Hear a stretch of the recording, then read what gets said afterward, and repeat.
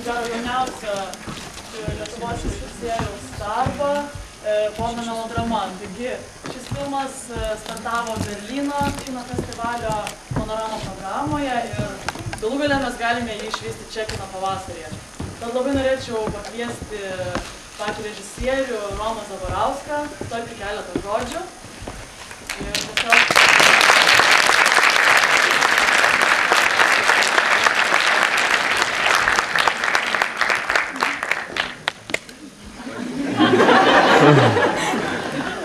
Prancūziškai jie būtų pusėsi.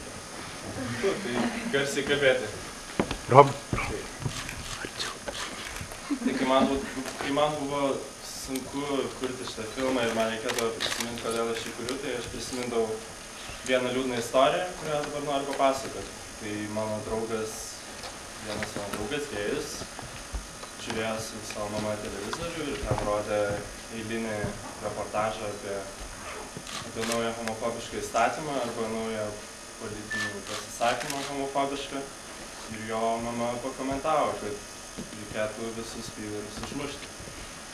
Tai man atrodo, kad tai yra blogai. Ir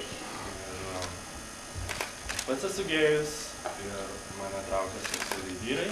Ir aš norėčiau gyventi su vyru partneriu savo gyvenime.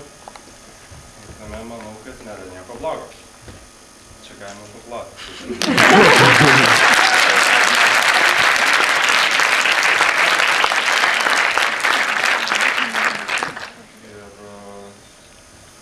Šitoje salėje taip pat yra daug gėjų. Ir mes visi vienodi. Galima paploti.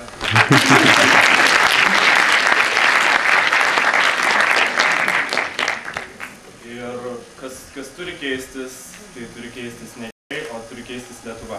Ir Lietuva pamažu keičiasi ir aš dėl to džiaugiuosi. Supratot. Tai turbūt tiek ir noriu dabar padėkoti visiems ir pakviesti į sceną kūrybinės grupės narius ir aktorius. Prašau visi ateiti čia, aš nežinau, pasidėjo kas ne, prašau labai ateiti.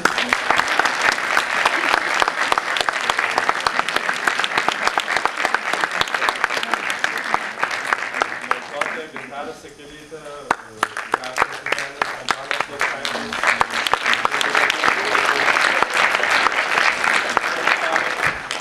Ir žinau, kad yra aktorių Neringa Ulienė,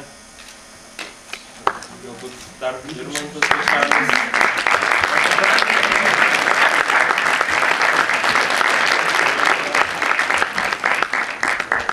Mano brolis, kuris organizavo Porno Melody vakarėlius skirtus paremti filmui, kuris tai yra. Aš filmuoju.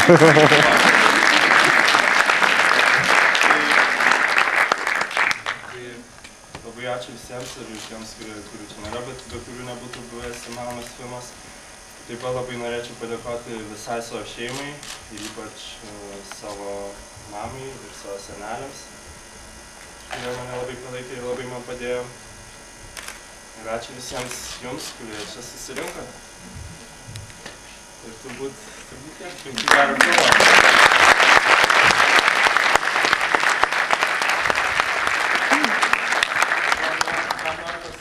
Po seansą į barą, kuris yra trečiame aukšte. Aš parodė. Mes, žodžiu, jo, nueisim kartu. O naktį eikim pašerti į afterparty, kuris...